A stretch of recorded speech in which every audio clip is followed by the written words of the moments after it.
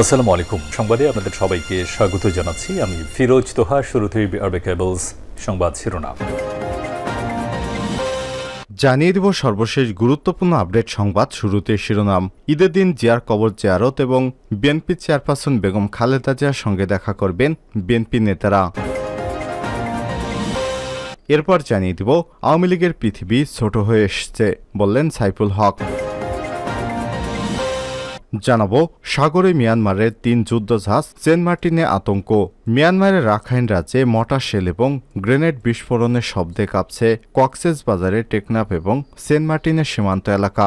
এর মধ্যে Saint Martin দ্বীপ থেকে স্পষ্ট দেখা যাচ্ছে মিয়ানমারের ৩টি যুদ্ধজাহাজ সাগরে মিয়ানমারের জলসীমায় গত ২ দিন ধরে নোঙর করে আছে জাহাজগুলো। এতে সেন্ট মার্টিন দ্বীপের বাসিন্দাদের মধ্যে চরম আতঙ্ক দেখা দিয়েছে। এবারে জানাবো বিএনপি গঠনতন্ত্র থেকে ৭ ধারা বাদ দিয়েছে কেন, জানতে চেয়েছেন আওয়ামী লীগের সাধারণ সম্পাদক এবং সড়ক পরিবহন ও সেতুমন্ত্রী ওবায়দুল কাদের। এদিকে ফজিলাতুন্নেসা মুজিব হাসপাতালে প্রধানমন্ত্রী স্বাস্থ্য পরীক্ষায়। গাজীপুরের কাশিমপুর শেখ ফজিলাতুন্নেসা মুজিব মেমোরিয়াল কেপিজে বিশেষায়িত হাসপাতাল এবং নার্সিং কলেজে নিয়মিত স্বাস্থ্য পরীক্ষা করালেন প্রধানমন্ত্রী শেখ হাসিনা। এবং সর্বশেষ জানিয়ে দেব ইসরায়েলের ৯টি সামরিক স্থাপনায় হিজবুল্লাহর ভয়ানক হামলা। ইসরায়েলের ৯টি সামরিক স্থাপনায় হামলার দাবি করেছে লেবাননের সশস্ত্র সংগঠন হিজবুল্লাহ। হামলায় রকেট ও ড্রোন ব্যবহার করেছে তারা। বৃহস্পতিবার হামলাকে সমন্বিত আক্রমণ বলে জানিয়েছে হিজবুল্লাহ, খবর রয়টার্সের। এর আগে মঙ্গলবার ইসরায়েলি হামলায় হিজবুল্লাহর একজন জ্যেষ্ঠ কমান্ডার নিহত হয়। এর বদলা হিসেবে হামলা চালিয়েছে হিজবুল্লাহ বলে জানিয়েছে তারা। প্রিয় দর্শক, এতক্ষণ শুনছিলেন সংবাদ শিরোনাম, এবারে বিস্তারিত। তবে তার আগে বন্ধুরা, আপনি কোন স্থান থেকে আমাদের সংবাদটি দেখছেন কমেন্ট করে জানিয়ে দিন এই সংবাদ সম্পর্কে আপনার মূল্যবান মতামত। প্রিয় দর্শক, আপনি যদি আমাদের চ্যানেলে নতুন হয়ে থাকেন, ভিডিওটি দেখতে দেখতে চ্যানেলটি সাবস্ক্রাইব করে রাখুন, যাতে করে আমাদের লেটেস্ট আপডেট সংবাদগুলো সবার আগে আপনার কাছে পৌঁছে যায়। এবারে বিস্তারিত।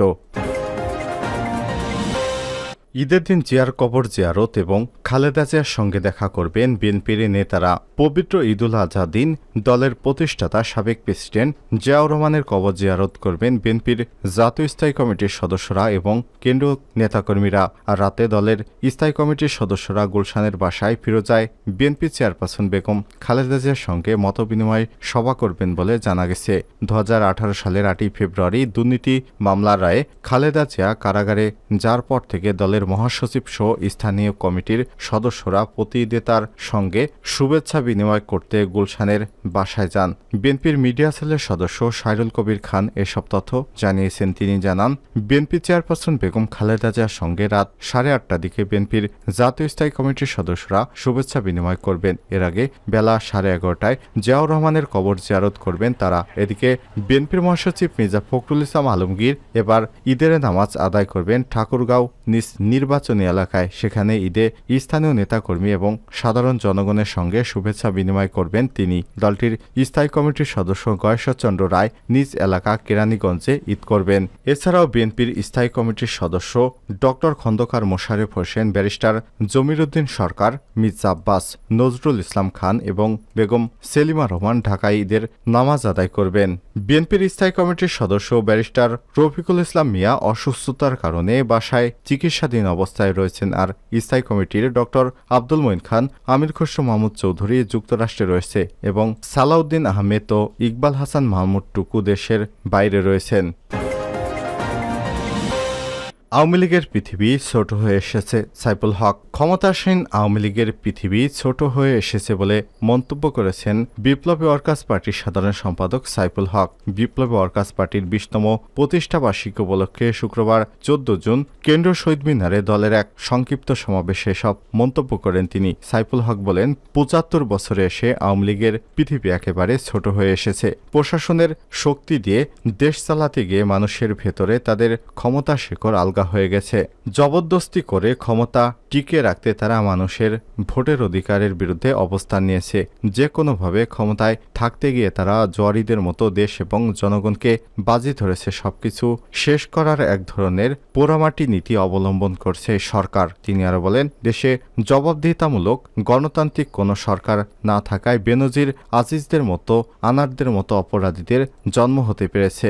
জনগণের প্রতি দায়বদ্ধ কোনো সরকার না থাকায় 15 থেকে 20টি দুর্বৃত্ত ব্যবসায়ী মাফিয়া গোষ্ঠী আজ দেশের আর্থিক খাতের নিয়ন্ত্রণ নিয়েছে। সরকারকে ক্ষমতায় টিকে রাখার বিনিময়ে এদেশে যা খুশি তাই করার সুযোগ দেয়া হয়েছে। সরকারের সাথে এদের অশুভ আতাত দেশকে ক্রমে অকার্যকরী করে তুলেছে, নৈরাজ্যের বিস্তার ঘটাচ্ছে। এই অবস্থা থেকে বেরিয়ে আসতে অবিলম্বে বিরোধী দলসমূহের মধ্যে আরও কার্যকর ঐক্য এবং সমগ্র গণতান্ত্রিক আন্দোলন পুনর্গঠনের আহ্বান জানান সাইফুল হক। তিনি বলেন, দেশের মানুষের অধিকার মুক্তি অর্জনে বিপ্লবী ওয়ার্কার্স পার্টি জনগণের ভালোবাসা নিয়ে আগামী দিনগুলোতেও আপসহীন ধারায় তার সংগ্রাম অব্যাহত রাখবে। সংক্ষিপ্ত সমাবেশে আরও বক্তব্য রাখেন পার্টির রাজনৈতিক পরিষদের সদস্য বন্নি শিখা জামালি, আকবর খান, কেন্দ্রীয় সংগঠন জামাল শিকদার প্রমুখ। সাগরে মিয়ানমারে 3 যুদ্ধজাহাজ, সেন্ট মার্টিনে আতঙ্ক। মিয়ানমারের রাখাইন রাজ্যে মর্টার শেল এবং গ্রেনেড বিস্ফোরণের শব্দে কাঁপছে কক্সবাজারের টেকনাফ এবং সেন্ট মার্টিনের সীমান্ত এলাকা। এর মধ্যেই সেন্ট মার্টিন দ্বীপ থেকে স্পষ্ট দেখা যাচ্ছে মিয়ানমারের 3টি যুদ্ধজাহাজ সাগরে মিয়ানমারের জলসীমায় গত 2 দিন ধরে নোঙর করে আছে জাহাজগুলো। এতে সেন্ট মার্টিন দ্বীপের বাসিন্দাদের মধ্যে চরম আতঙ্ক দেখা দিয়েছে। শুক্রবার 14 জুন সকালে সেন্ট মার্টিন জেটিঘাটে গিয়ে দেখা যায় মিয়ানমারের 3টি যুদ্ধজাহাজ সাগরে তাদের জলসীমায় নোঙর করে রাখা আছে। বিষয়টি নিশ্চিত করেন কক্সবাজার জেলা প্রশাসকের আওতাধীন সেন্ট মার্টিনের বিচ কর্মীদের সুপারভাইজার জয়নুল আবেদিন। তিনি বলেন, গত রাতে মিয়ানমারের দিকে থেকে সেন্ট মার্টিন দ্বীপে থেমে থেমে গোলাগুলির শব্দ ভেসে আসছিল।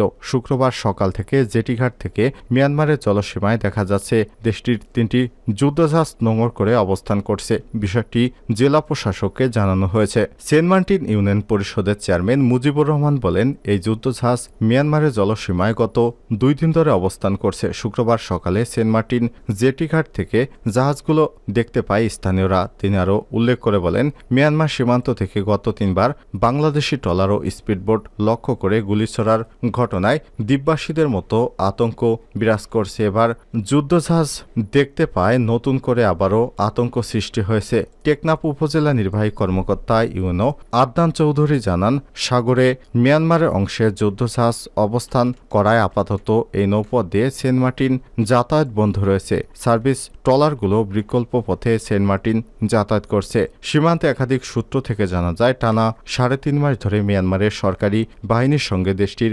স্বাধীনতাকামী সশস্ত্র গোষ্ঠী আরাকান স্যাবেলাইজেশন আর্মির লড়াই চলছে। সম্প্রতি মংরু টাউনশিপের উত্তর ও দক্ষিণ পশ্চিম দিকের 2টি শহর সহ সীমান্তরক্ষী বাহিনী, বর্ডার গার্ড পুলিশ, বিজিবির 14টি সীমান্ত চৌকি, রাসিডং বুজিডং টাউনশিপের বেশ কয়েকটি থানা ও পুলিশ বাড়ি দখলে নিয়েছে আরাকান স্যাবেলেশন আর্মি। এখন মংরু দখলের জন্য লড়ছে তারা। বিএনপি গঠনতন্ত্র থেকে 7 ধারা বাদ দিয়েছে কেন জানতে চাইলেন কাদের। বিএনপি তাদের দলীয় গঠনতন্ত্র থেকে 7টি ধারাকে বাদ দেওয়ার বিষয়টি নিয়ে প্রশ্ন তুলেছেন আওয়ামী লীগের সাধারণ সম্পাদক এবং সড়ক পরিবহন ও সেতুমন্ত্রী ওবায়দুল কাদের। বিএনপি কেন 7টি ধারা তাদের দলীয় গঠনতন্ত্র থেকে বাদ দিয়েছে তার কারণও বলছেন তিনি।